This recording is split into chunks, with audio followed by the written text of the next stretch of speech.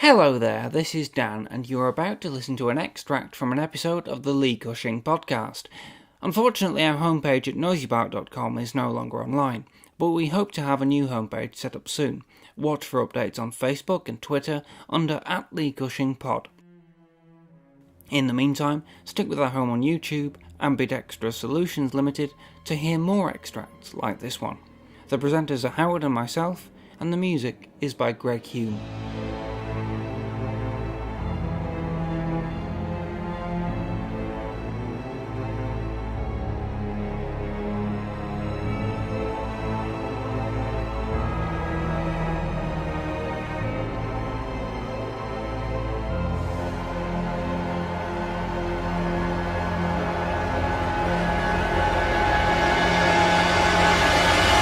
QUATERMASS XPERIMENT. QUATERMASS XPERIMENT. QUATERMASS XPERIMENT, yeah. Oh, right, marvellous. That's weird, because we've only recently talked about QUATERMASS 2, Out of the Bag of Death. I suppose it seems appropriate to talk about the first, in a sense, the first Hammer horror film. Yes. Actually. Well, yeah, pretty much. I mean, I don't know if they'd done anything that might be considered horrific, not in the quality sense, but in the content sense. I think they might have done something in the aesthetic sense. It was quite... No, I mean, it's not one of the kind of like proper gothic horror films. Curse of Frankenstein is the first kind of proper gothic Hammer horror film. But I think kind of QUATERMASS XPERIMENT led on to that. Yeah. I mean, and it was part of their thing where Hammer used to adapt radio series and TV series into films. Well, some of their more successful earlier films, when you know, in their even more low-budget early days, because they've been going since the sort of early 40s, I think. Yes. And some of their more successful kind of B features that they did produce were like the Dick Barton trilogy of films. Yes, I think there's something called PC-49, which was a radio series, which were... Well, because there was an audience for it. The people who listened to the radio show would come and see the film, see what they all looked like. So kind of Hammer was always very clever about doing that sort of thing. They always kind of like, very commercially minded and realised that there was an audience for something that...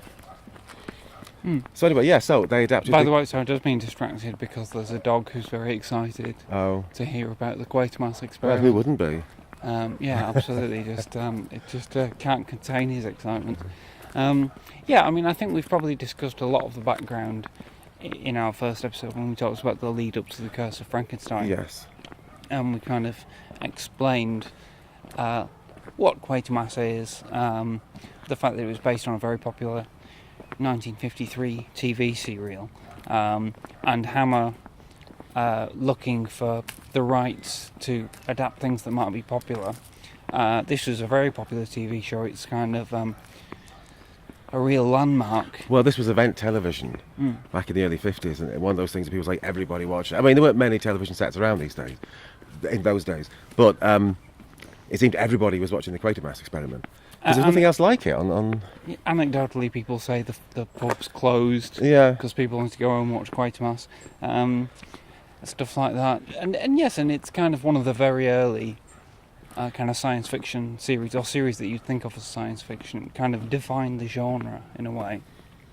And Nigel Neal, who wrote it, was one of the first and still one of the best writers to mix science fiction and horror. In a really potent manner, and we're huge fans of his stuff, and I think that his impact is still felt because I think he created this character, Professor QUATERMASS, who was a scientist who worked for the British space programme, but the adventures he got involved with kind of set the template for basically all alien invasion kind of stories. Obviously. After the very first ever alien invasion story, which is H.G. Wells' The War of the Worlds, I think everything that came from that, the next most important text in the alien invasion is the QUATERMASS stories, and I think almost every movie or book which tells that kind of story has a debt to either Neil or Wells, if not both. And John Wyndham, I would add. Yeah. Well, I would add. I don't know. I mean, I feel like Wyndham did a very particular kind of sci-fi, but and I know he did kind of invasion stories, but I think that his invasion stories, like the Kraken Wakes, is very indebted to the War of the Worlds. Yes, I suppose. Yeah. And then the Midwich Cuckoos is a different kind of alien invasion story. It's very unique and chilling, but I don't think that has been imitated as much as Neil's stuff has been.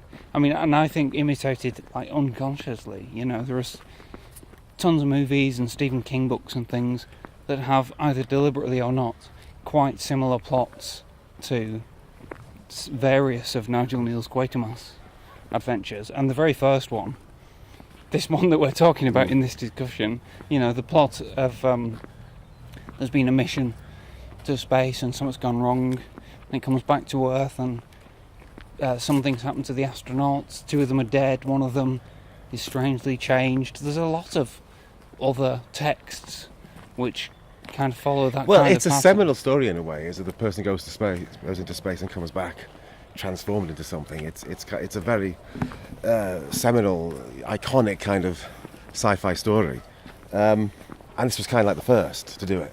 That sort of body horror kind of idea. And it's 1955, so it's, what is it, 62 years ago that film was made. It's Wow. Yeah, it's amazing, and it still holds up remarkably well, I think. It's still a very powerful film and a very frightening film. yeah. Well, the reason Hammer got to do it was because various people were interested in the rights to it, and they were bidding for the BBC to get the rights to do the show. And Hammer apparently made the simplest offer. This was, I think it was in Anthony Hines, who was the senior producer at Hammer at the time, said they offered like a 50-50 split. BBC got 50% of the money for it, which is why I think there are BBC cameras and things in the movie. Yes, yeah. There's a BBC film unit, yes, at the end. And certainly, like when they came around to doing Quatermass 2, they were literally reusing props and actors from the TV series original, which must have been wonderful to save money. You know, all the costumes and things like that, the soldiers' costumes were all from the TV series. Right. I mean, I suppose the BBC series now looks, because it was made in 1953, or whatever it was, it probably looks to our eyes now quite shonky and very slow and technically quite... Well, I mean, I should say that I've never seen it. Well, I've never seen it. Because it doesn't exist. Oh. The first 2 episodes of it exist, but not the whole Oh, thing. right. And you know, the first 2 episodes, because it was broadcast live and telerecorded, the telerecording facilities were very crude at the time, and after they recorded the first 2 episodes, someone at the BBC just looked at it and went, "This is just no good. Yeah. You know, we'll never be able to broadcast this again, so what's the point?" So they just didn't record the other 4. Right. So it's not like it's been lost and might be discovered somewhere. It's just doesn't exist. Right. But I suppose the Hammer version would be more, because it was a film, be more slick, more proficient. It would be, yes, a bit pacier. So moderately. Well. Yeah. I mean, no, probably a lot. I don't know. There's I have seen a bit of the first episode of the Quatermass Experiment, and in common with a lot of Nigel Neal's stuff, it has an atmosphere that gradually builds through dialogue, which I guess you had to do in live television that was studio bound. You know, there was no other way to do it, and the movie doesn't have that. It's visual and it's quite stark. You know, it starts with a rocket crash, the visual crash of a rocket in a farmer's field, while a young couple are making out. Yes. Whereas the TV series, I think, starts with 20 minutes of people at Mission Control talking about the rocket coming down, and which is fine. But when you're making a film, it has to be visual. And somebody said that the rocket coming down was sort of like an act of, like a penis, right, phallic, penetrating the British film industry of the time, the very staid and conservative British film industry, and sort of. Well, some people say that. Yeah, I've heard that said about the rocket, that it's a quite phallic rocket. Yeah, phallic. That was what I was trying to think of. It's phallic. But also, I would say, what rocket is not phallic? Yeah. And also, it always reminded me most of the rockets that you'd see in Tintin illustrations and things like that. Yes. Yeah, it's a proper rocket. Yeah. Let's go this way. Yeah, and then that whole scene, when I see that scene, that first scene of the courting couple in the lane, and they run to the haystack to get a bit, and then the rocket comes down. It's like, I think that's the first scene from any Hammer horror film or whatever. That's the one that started it all off. That's the first one. And a lot of people have said, a lot of kind of writers have said, that's what Hammer did. It was the British film industry was all very quiet and all very nice and all very restrained and everything and all very sweet. And then suddenly this rocket comes crashing down. This film company comes crashing into the film industry and just changes everything and sort of like makes these films that are really commercial and really brash and really bold and really kind of lurid, and it was never the same again. It doesn't pull any punches, you know. No. Quite a gruesome film. It is when you see the dead bodies. The people, private detective in the lift. Yeah, and good old Harold Lang. Harold Lang, who's in Dr. Terror's House of Horrors. Yeah, bless him. Yeah. And the very primal music of James Bernard, which obviously we bang on about a lot on this podcast. It's not quite as shrieky as Quatermass 2, which we played in an earlier episode, but it's very, very, very moody. It's very ominous. Yeah, and does have the syllabic method. Yeah, it's Quatermass, which, considering he's got Quatermass and what is it? Frankenstein. He's very good with 3 syllables. You know, Dracula. Dracula. And why not? That's as good a way of writing a piece of music as any other. Yeah, absolutely. And you know, in the movie, we've mentioned in when we're talking about Quatermass 2, they've got an actor called Brian Donlevy playing Professor Quatermass, who is the lead. In the TV series, he's a kind of meek, mild-mannered, kind of intense English scientist, played by an actor called Reginald Tate, who sadly died quite soon after it was made, so he never reprised the role in any form. But yeah, Hammer wanted a star who might have more international appeal, so they picked this Irish-American actor, Brian Donlevy, who we like, even though, and we've said this in the Quatermass 2 Well, I think we mentioned when we talk about Quatermass 2, he divides opinion. A lot of people kind of... I don't think Nigel Neal didn't like him. Yeah. He was too kind of belligerent and too unsympathetic, too kind of unlikable. But he's never bothered me, like I said that time. He's never bothered me. He's fine. I can accept him. He's sort of like... But I said, like we said, I think we said before, he plays the part that's written. Yeah. You know, yeah, Quatermass is supposed to be this kind of rather unlikable person, you know, just bashes through everything and kind of, you know, you're not really supposed to like him that much. Yeah, he's more like, he's more likeable in the sequel because he's written more that way. He's more like Nigel Neal's Quatermass. He's less bullish. But I think Quatermass Experiment still works because there's a range of sympathetic characters in it who are different, sympathetic to different levels. There's Karun the astronaut. Yes. As everybody says, amazingly performed. Brilliantly played by Richard Wordsworth. Richard Wordsworth, yes. Who is turning from man to monster in this agonisingly slow kind of fashion. And, he's...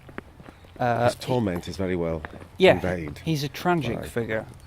And it's all kind of conveyed through looks and physicality because he didn't really say anything. No. He doesn't speak, does he? At any point. I think he has one line early on. See, I've always wondered why, because Richard Wordsworth is so great in that part, whether he was ever considered for the role of the Frankenstein creature. Oh, okay. Because he was working for Hammer. He was in quite a few Hammer films at that time. Camp on Blood Island, I think he's in that as well, and Revenge of Frankenstein. Right. So I wondered whether he'd ever been...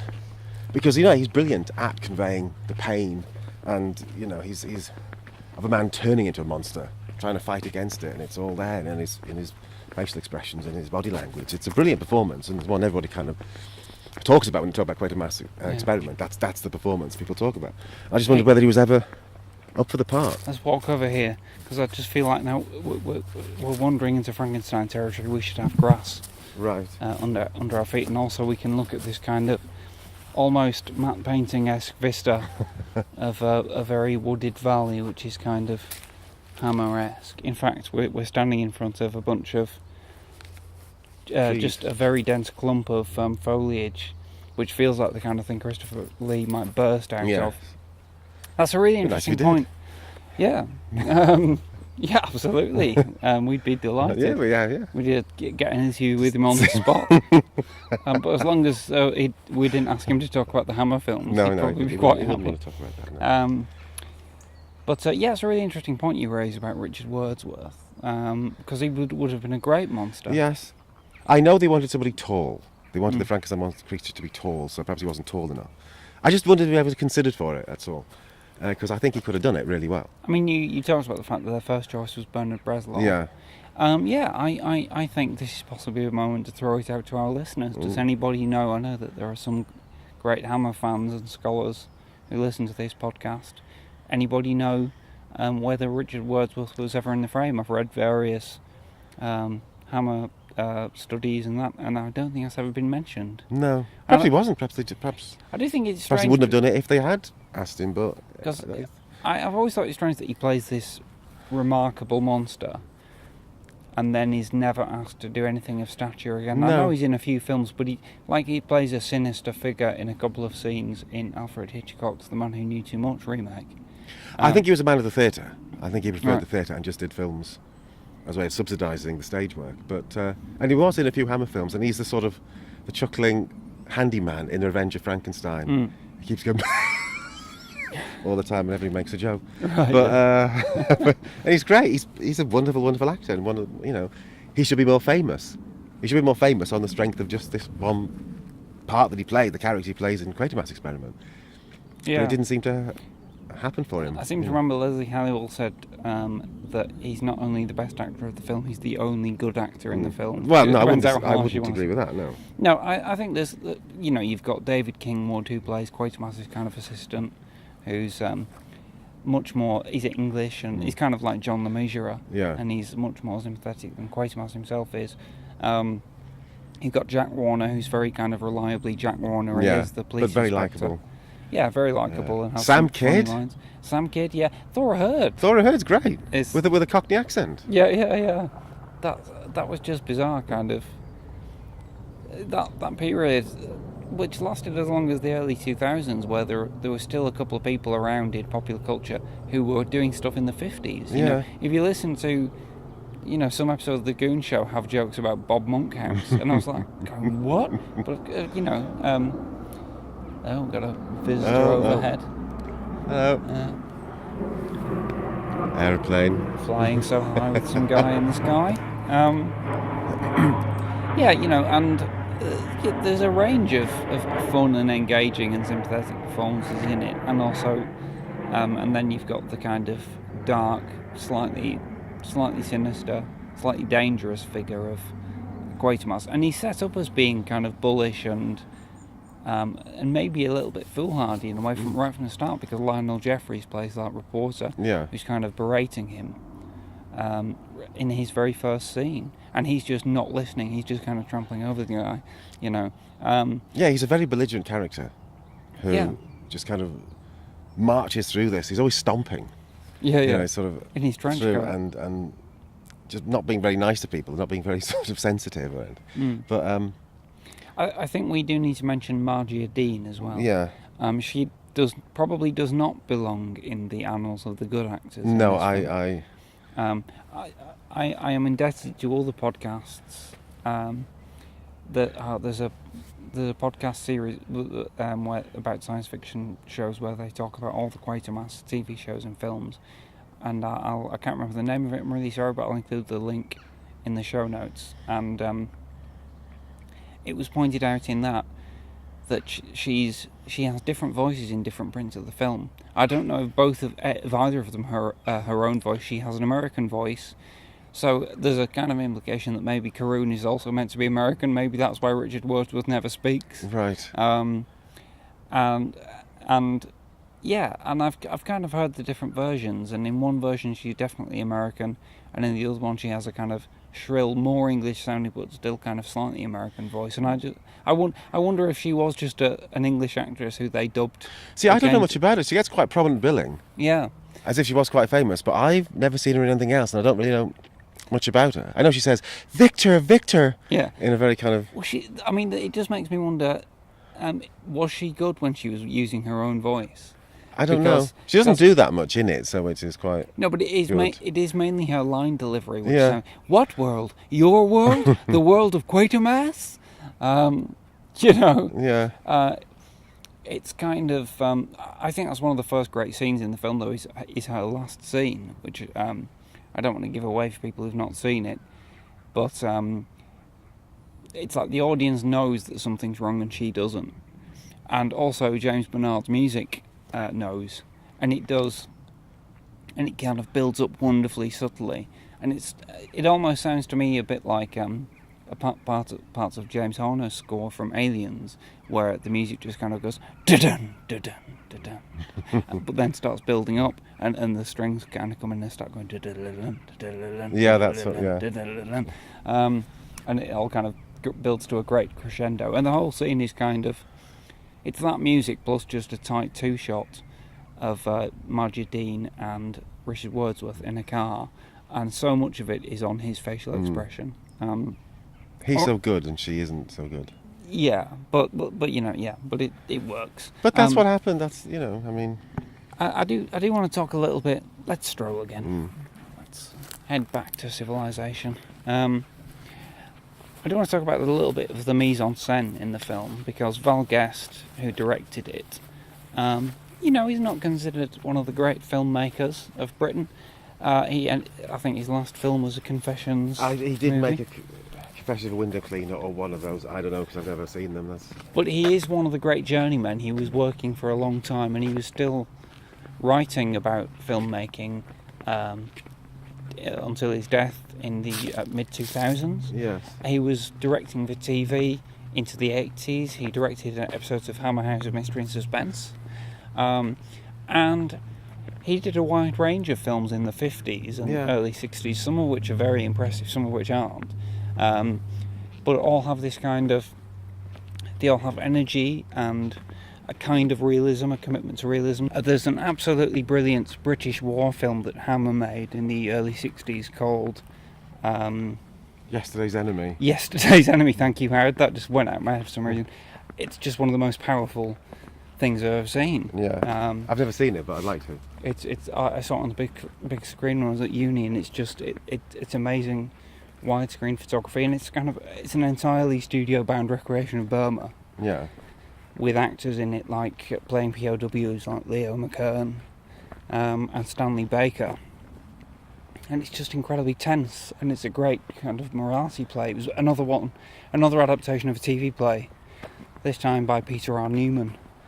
Oh yeah. And it's just an incredible piece of work. And at the same time as doing that, he was also doing Hell is a City, which is another Hammer film, but it's a crime thriller set in Manchester and filmed on the street to Manchester. Oh right. Again with Stanley Baker, which I really love. Great jazz score by Stanley Black as well. And then great science fiction like the Quatermass films. I think both the Quatermass films are extremely well directed. On the strength of those two films, he's a terrific director.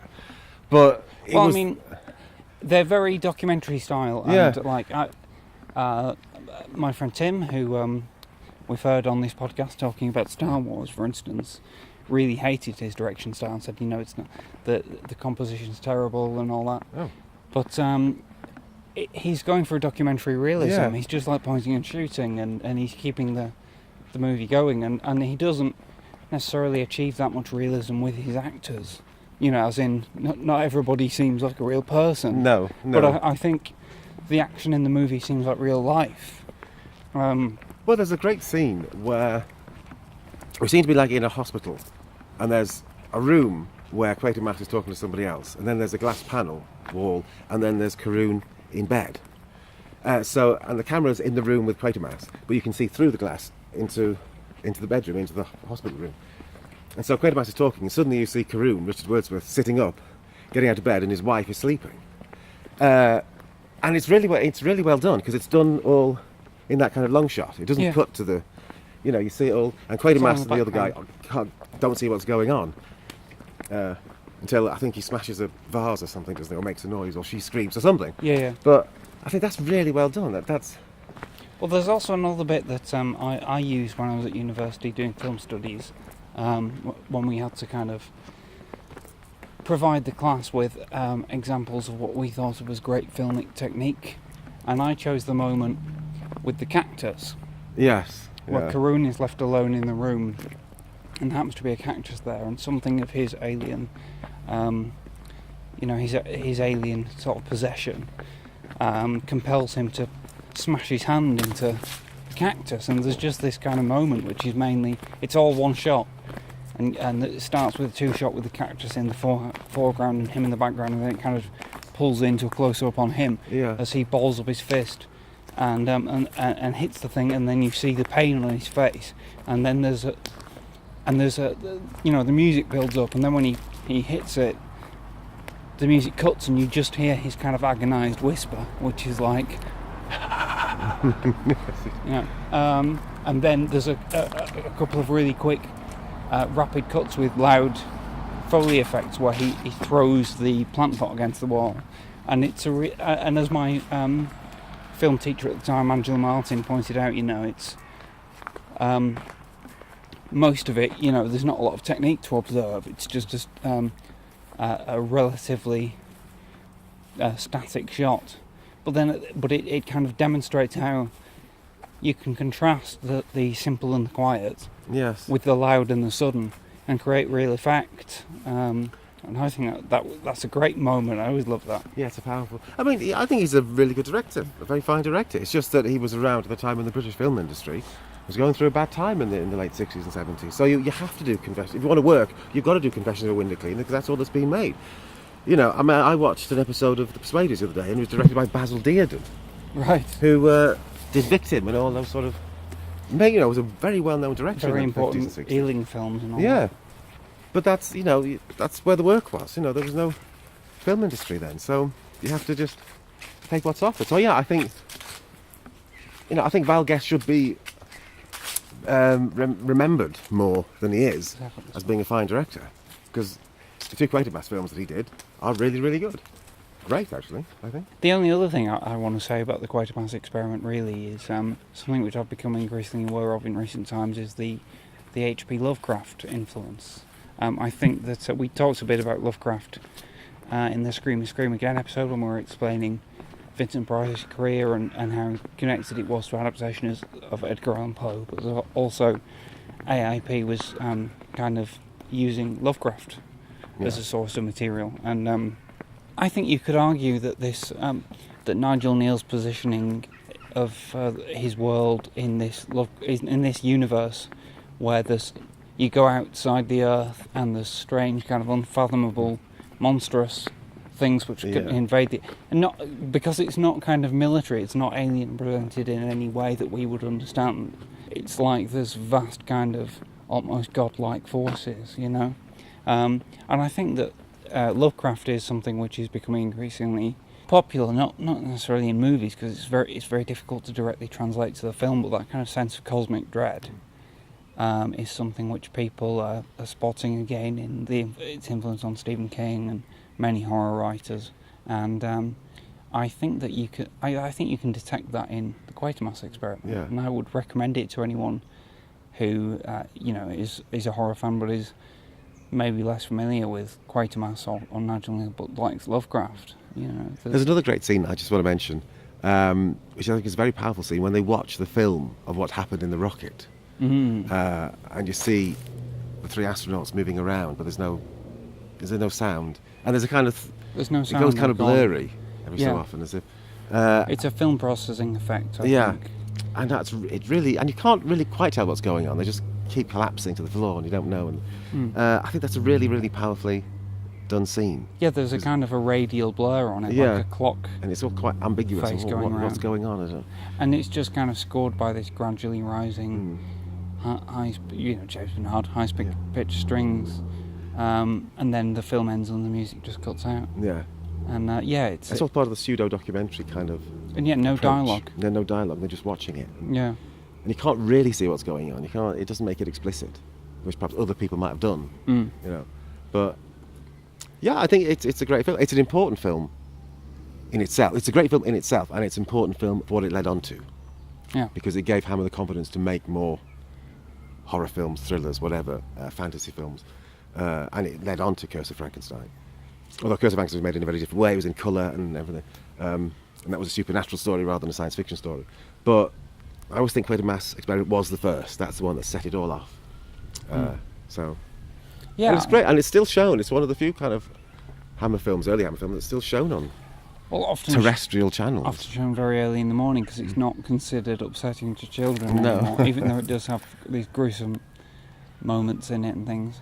I think it's a film well worth remembering, celebrating, and revisiting. And that's Jane Asher as a little girl with the pram, with the doll. Yes, she's yes. With the posh voice. Yes, yes.